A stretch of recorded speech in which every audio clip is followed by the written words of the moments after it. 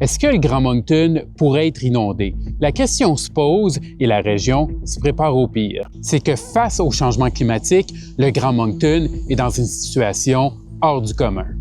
Pas si loin d'ici se trouve la baie de Fundy. On peut y observer les plus grandes marées au monde. Ces marées remontent la rivière Petit-Kodiak qui traverse le Grand Moncton 2 fois par jour. Aujourd'hui, au moins une fois par année, le niveau de la rivière Petit-Kodiak augmente de 8 mètres au-dessus du niveau normal de la mer. Selon les experts, le niveau de la mer augmentera d'1 mètre d'ici 2100.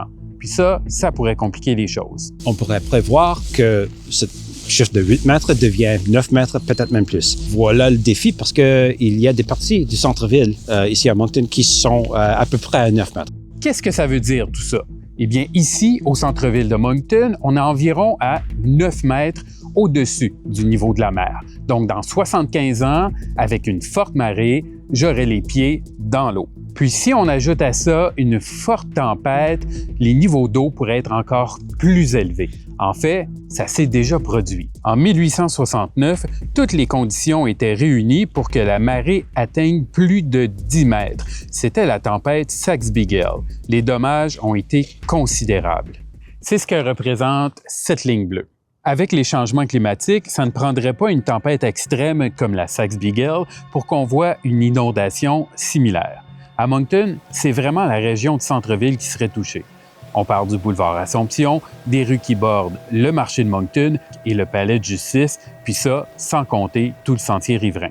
Donc, la municipalité s'y prépare, mais ça prend du temps et beaucoup de planification. Chaque fois que nous faisons le renouvellement des infrastructures, la reconstruction des rues, nous gardons en esprit la question que les marées seront plus hautes dans plusieurs décennies et on prend l'occasion pour les soulever, pour les construire plus haut qu'ils étaient au début. Un exemple de ce que Tim explique, la rue Westmoreland a été surélevée l'année dernière. Elle est maintenant plus haute que certaines entrées du marché de Moncton. La Ville exige aussi que les niveaux habitables des nouveaux immeubles soient à au moins 10,5 mètres au-dessus du niveau de la mer. Par exemple, le palais de justice de Moncton a été surélevé pour respecter ces normes. Ces exigences de la Ville n'empêchent pas le développement du centre-ville. Au contraire, d'énormes projets continuent de voir le jour tout près de la rive.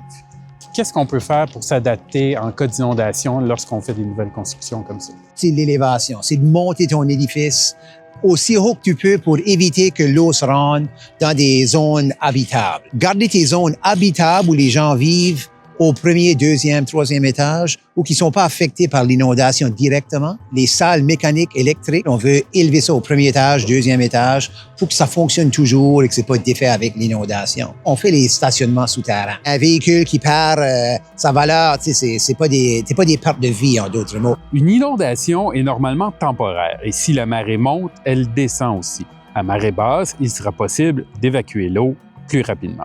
Chose certaine, les changements climatiques auront des répercussions sur la région.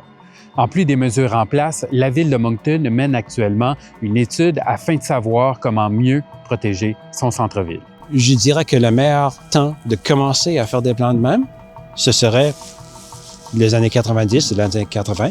Okay? Le deuxième meilleur temps, c'est maintenant.